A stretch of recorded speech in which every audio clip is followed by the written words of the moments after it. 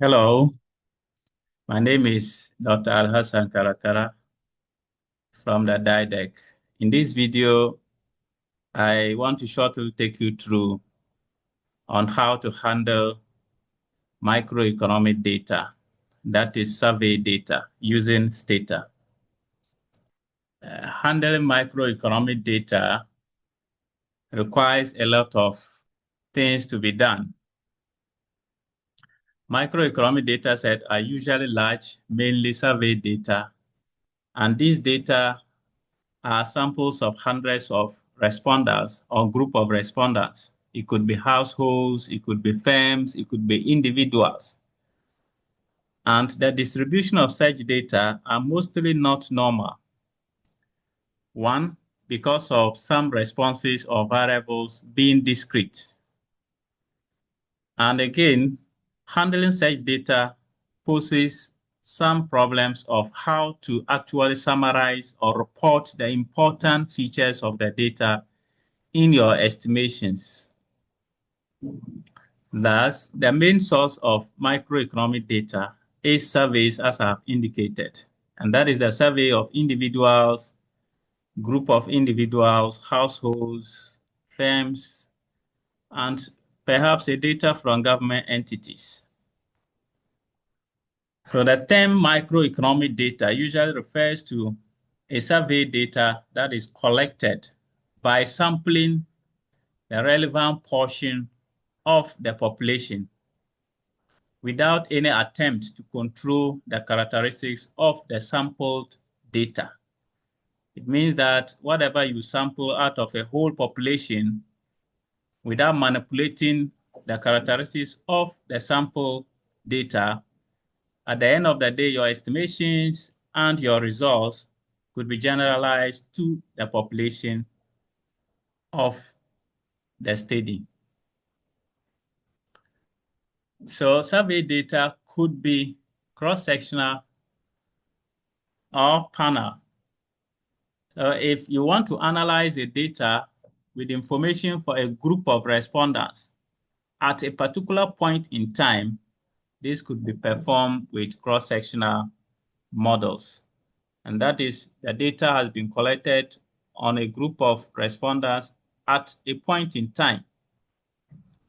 If a data is also collected on some respondents over a period of successive intervals, that is, you collect a data for a specific year on a number of respondents. Then in 2-3 years' time, you go back and collect the same data on the same respondents.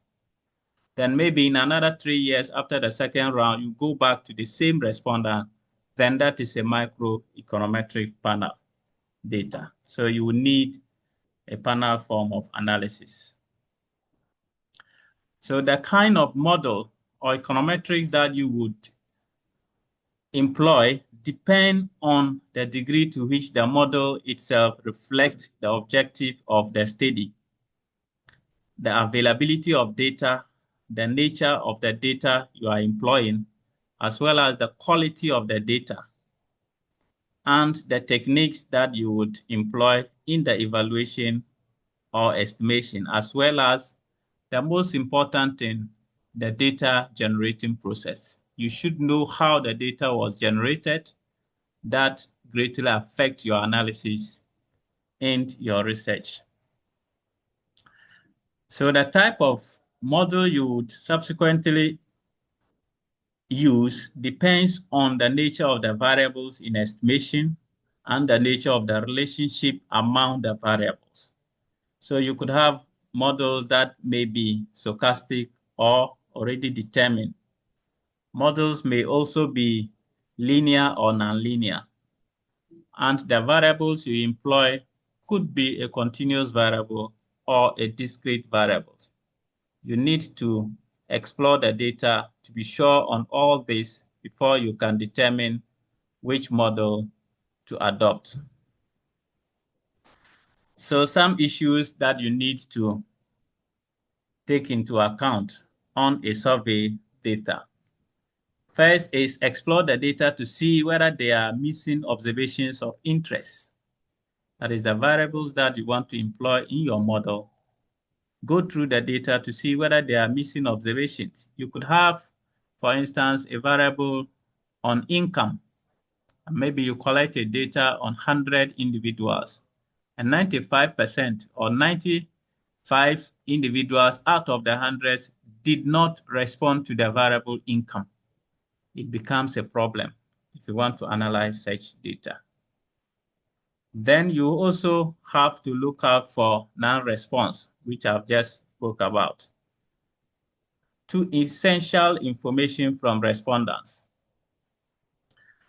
Then also explore your variable to see whether they are categorical, most especially the dependent variable. If the dependent variable is categorical, the models you adopt is different from if the dependent variable is continuous variable. Thus, for this reason, many scholars find it challenging, or better say uncomfortable, dealing with survey data analysis. You may refer to one of our paper on categorical dependent variables estimations with some empirical applications. So in this instance, what you should do first when you get a survey data is to try to read about the data. When a data is published, it comes with a report. So try to get the report, read about the data. In reading about the data, read about the data collection process, including when it was collected, how the data was collected, and the data sampling method that was used, and why they use such sampling method. You could also look at the instruments that are used and how each variable is defined or measured in the data collection process. Try to also know the codes for your variables of interest. How are the variables coded? It is the code that would also tell you whether it is a discrete or continuous variable. So try to know the code. If you're able to identify the code from the report, when you get to the data, it becomes pretty easy. You only have to look for the variables with their respective codes.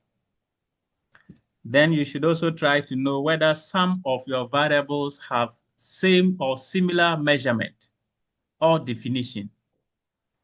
Certain variables might have similar names or even different names, but the measurement could be the same or even different. So try to be able to identify your variables of interest and see whether you have 2 or 3 variables that have the same or similar measurement in the data set. If, for instance, you want to look out for income, then you could have income in the data, about 3 or 4 different incomes. Try to read about how they are all measured, the measurement of those incomes. If the one that you want to use, if one of it perfectly suits what you want to do, then it is that variable you should pick as part of your model in estimation. Some well-known surveys across the globe includes the demographic and health survey data, which are collected on households and individuals, often sponsored by the USAID and respective countries' statistical service offices. We also have the smallholder household survey, which is on smallholder household farmers. And it's also on households and individuals. Then the living standards, income, or expenditure survey by various countries across the globe. We have the enterprise survey, which is on a data on firms and businesses, as well as their employees. And often than not, is sponsored by the World Bank and the respective countries' statistical offices. We have the Living Standard Measurement Survey, the Financial Inclusion Insight Survey on households and individuals. We also have the Skills Training and Enterprise Project, the STEP data. which is collected on some countries, even across Africa. Then we have other many data that are collected by individuals or governments or entities just for their own research work. So in the next video, I will want us to have a hands-on practice on how to load a data and go through in exploring as to how to identify the estimation process. So with this, the next video is going to talk about a data analysis using the enterprise survey data, which is a firm level data. And we are going to use the enterprise survey data for 2014 for Nigeria. And I'll be happy to see you in the next video.